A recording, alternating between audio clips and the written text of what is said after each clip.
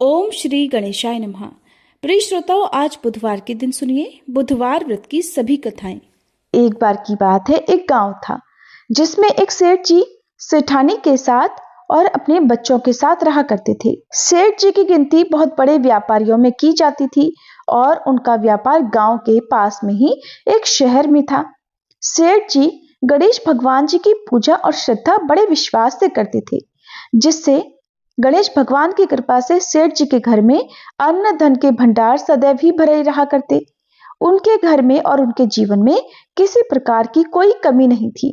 नित्य प्रतिदिन उनका ये नियम था कि वह रोज नदी पर स्नान करने जाते और वापस आकर गणेश भगवान जी की सच्चे मन से सेवा करते। पहले उन्हें भोग लगाते और फिर स्वयं भोजन करते थे। ये बात सेठानी को बिल्कुल भी अच्छी नहीं लगती थी, क्योंकि वह उनकी तरह धार्मिक जो नहीं थी और वह भगवान में इतना विश्वास भी नहीं रखती थी। एक बार सेठानी जी ने सोचा कि ये इतना गणेश जी को मानते हैं, गणेश जी की पूजा करते हैं, इससे होता क्या है, आज तो देखती हूँ कि वो कैसे गणेश जी की पूजा करेंगे। फिर अगले दिन जब सेठ जी अपने नित्य नियम के अनुसार नदी पर स्नान करने गए तो सेठानी ने गणेश जी की मूर्ति को उठाकर कपड़े से ढककर बगीचे में गड्ढा खोदकर जमीन के अंदर दबा दिया। उधर जब सेठ जी स्नान करके वापस घर आए तो उन्होंने देखा आज उनके मंदिर में गणेश जी की मूर्ति विराजित नहीं है। तब उन्होंने सेठानी से पूछा कि गणेश जी कहाँ गए। सेठानी ने कहा, मुझे नहीं पता। अब तो परेशान सेठ जी ने पूरे घर में हर कोने में गणेश भगवान की मूर्ति को बहुत ढूंढा, लेकिन उस दिन ना तो वे गणेश जी का पूजन कर पाए और न ही वे भोग लगा पाए। इसलिए गणेश जी की ना मिलने के कारण सेठ जी ने भी अन्न और जल का त्याग कर दिया और मन ही मन गणेश जी से प्रार्थना करने लगे, हे प्रभु, लगता है आप मुझसे रुष्ट होकर कहीं चले गए हो सकता है मुझसे ही आपकी सेवा पूजा में कोई कमी रह गई हो। आप अपनी कृपा दृष्टि मुझ पर बरसाइए प्रभु, और किसी भी तरह मुझे दर्शन दीजिए। जब तक आप दर्शन नहीं देते तब तक मैं अन्न जल का त्याग करूंगा। और उस पूरा दिन सेठ जी ने गणेश भगवान जी के ना मिलने पर अन्न और जल का त्याग किया। इस तरह पूरा दिन तो निकल गया, लेकिन रात में सेठ जी की भक्ति से प्रसन्न होकर गणेश भगवान ने उनके सपने में आकर उन्हें दर्शन दिए।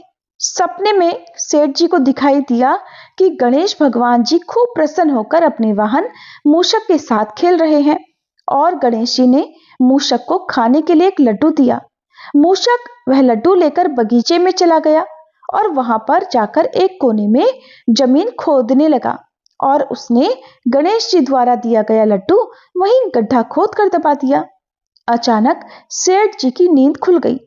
सेठ जी अपने देखे गए स्वप्न के अनुसार बगीचे में गए और वहां जाकर गड्ढा खोदने लगे जहां की उन्होंने सपने में देखा था, और वहीं से उनको थोड़ी सी जमीन खोदने पर ही कपड़े में लिपटे हुए गणेश जी की मूर्ति मिल गई। सेठ जी ने गणेश जी की मूर्ति को गड्ढे से निकाला, उन्हें साफ करके स्नान करके यथावत मंदिर में स्थापित कर दिया। फिर सेठानी से कड़क कर पूछा तो सेठानी ने उन्हें सारा वृतांत सच सच बता दिया। सारी बात जानकर अब तो सेठानी को भी बड़ा आश्चर्य हुआ। सेठानी मन ही मन श्रद्धा और विश्वास से गणेश जी की भक्त बन गई और उसने सेठ जी से कहा कि मुझे माफ कर दीजिए, मुझसे बड़ी भारी गलती हो गई, मुझसे तो बड़ा भारी अपराध बन गया है। अब हम दोनों पति पत्नी मिलकर प्रेम सहित गणेश भगवान जी की आराधना किया करेंगे और उनकी पूजा सेवा में कोई कमी नहीं आने देंगे। ये सुनकर अब तो सेठ जी बड़े प्रसन्न हो गए, क्योंकि उनकी पत्नी जो धार्मिक हो गई थी। अब दोनों पति पत्नी ने मिलकर गणेश भगवान जी को धन्यवाद किया, उनकी पूजा की और उन्हें भोग लगाकर स्वयं भी प्रसाद ग्रहण किया। सभी प्रेम से बोलिए, गणेश भगवान की जय। हे गणेश जी, जैसे आपने सेठ सेठानी पर अपनी कृपा की, वैसे ही इस कहानी को कहते सुनते और हुंकारा भरते सभी भक्तों की मनोकामनाएं पूर्ण करना। एक बार एक नवविवाहित दंपति था। एक दिन रविवार को वह अपनी पत्नी को साथ ले जाने के लिए अपनी ससुराल गया। शादी के बाद यह पहली बार था। ससुराल वालों ने उसका खूब स्वागत किया और उसके लिए तरह तरह के भोजन और अच्छे बिस्तर की व्यवस्था की। उसकी पत्नी की सहेलियों ने उससे मजाक किया। उसने उनके मजाक और बातचीत का आनंद लिया। अपनी पत्नी के छोटे भाई बहनों द्वारा दी गई मेहमान नवाजी का आनंद लेते हुए वह बाहरी दुनिया को भूल गया। सोमवार और मंगलवार उसने अन्य कार्यों में बिताए। अब बुधवार था। उसने अपनी सास से कहा, सासू माँ, आज मुझे एक जरूरी काम है, आप अपनी बेटी को मेरे साथ तुरंत भेज दीजिए।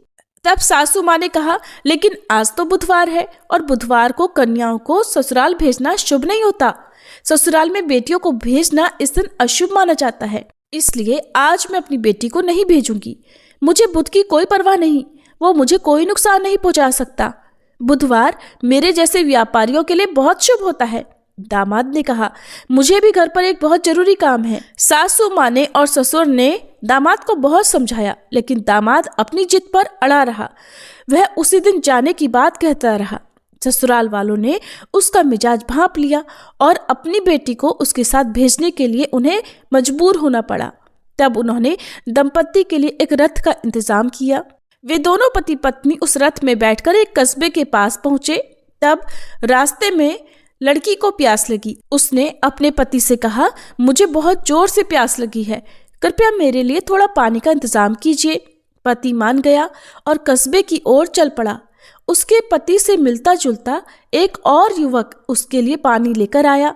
लड़की दोनों में कोई फर्क नहीं कर पाई। उसने उसे अपना पति समझ लिया और उससे खूब बातें की। इसी बीच में उसका असली पति वहां आ गया और वह अपनी पत्नी को किसी और से बातें करते और मजाक करते देखकर हैरान रह गया। वह उसके इस व्यवहार से नाराज हो गया। पत्नी भी अपने पति जैसे दिखने वाले दूसरे व्यक्ति को हाथ में पानी का घड़ा लिए देखकर हैरान रह गई। इतनी ही देर में वे दोनों एक जैसी शक्ल वाले पुरुष आपस में झगड़ा करने लगे। उस महिला को अपनी पत्नी बताने लगे। संयोग से एक कोतवाल वहां आया और वह सारा मामला जानना चाहता था। उसने महिला से पूछा, तुम्हारा असली पति कौन है, तुम ही बताओ। महिला ने कहा, मैं तो खुद दुविधा में पड़ गई हूँ, ये दोनों तो एक दूसरे की तरह दिखते हैं। असली पति को अब बहुत दुख हुआ। उसे अपनी सास की बातें याद आ गई। कोतवाल उन्हें राजा के पास लेकर गया और सारी कहानी बताई। सुनकर राजा ने अपने मंत्री को न्याय करने का आदेश दिया। मंत्री ने कोतवाल से कहा, शाम हो चुकी है, इन सबको अलग अलग कोठरियों में बंद कर दो। रात भर कड़ी निगरानी रखो, मैं कल फैसला सुनाऊंगा। अब तो तीनों को अलग अलग कोठरियों में बंद कर दिया गया। रात का घना कोठर था। पहरेदार गहरी नींद में सो रहा था। असली पति बहुत बेचैन था। उसे पछतावा हो रहा था। उसने बड़ी जोर से कहा, मैं अपने अहंकार और ससुराल वालों की अवज्ञा के कारण ही आज ये दुख भोग रहा हूँ। हे बुद्धदेव, हे भगवान, मुझे इस बार क्षमा कर दो। पहरेदार उसकी इस सारी बातों को सुन रहे थे। अगली सुबह मंत्री ने पहरेदारों को बुलवाया। पहरेदारों ने उन दोनों युवकों में से एक युवक के व्यवहार के बारे में बताया। मंत्री ने कहा, जिस व्यक्ति को रात भर बेचैनी रही वही इस महिला का असली पति है और उसकी पत्नी को उसे सौंप दिया जाना चाहिए। वहीं दूसरा पुरुष जो रात भर चैन से सोता रहा वह असली पति नहीं है। अब इस प्रकार से उन दोनों पति पत्नी को कोठरी से बाहर कर दिया गया। उन्हें सम्मान के साथ विदा कर दिया गया। पहरेदार जब दूसरे युवक के पास गए तो बाहर से ताला लगा होने के बावजूद उसकी कोठरी भीतर से खाली थी। उन्होंने यह बात जाकर मंत्री को बताई। मंत्री ये जानकर हैरान रह गए कि कोठरी बाहर से ताला लगे होने के बावजूद भी भीतर खाली थी, अंदर कोई नहीं था। तब वे वरिष्ठ मंत्री के पास गए और उन्हें पूरी बात बताई। वरिष्ठ मंत्री मुस्कुराए और बोले कि लापता कैदी बुद्धदेव हैं। बुध बुधवार को शासन करते हैं। इस व्यक्ति ने बुध के अधिकार को चुनौती दी थी। बुद्धदेव को बुरा लगा, इसलिए उन्होंने सबक सिखाने के लिए उसके पति का वेश धारण कर लिया। आज गुरुवार है, बृहस्पति गुरुवार को शासन करते हैं। बुध ठीक सूर्योदय के समय गायब हो गए, इसलिए डरो मत, पहरेदारों की इसमें कोई गलती नहीं है। अब राजा अपने मंत्री के फैसले से प्रसन्न थे। उधर पति पत्नी दोनों घर पहुंचे और जाकर उन्होंने अपने प्रियजनों को पूरी बात बताई। तब से वे दोनों पति पत्नी परिवार सहित बुद्धदेव की पूजा अर्चना और व्रत करके कहानी का श्रवण करने लगे। आप सब भी प्रेम से बोलिए बुद्ध देवता की जय।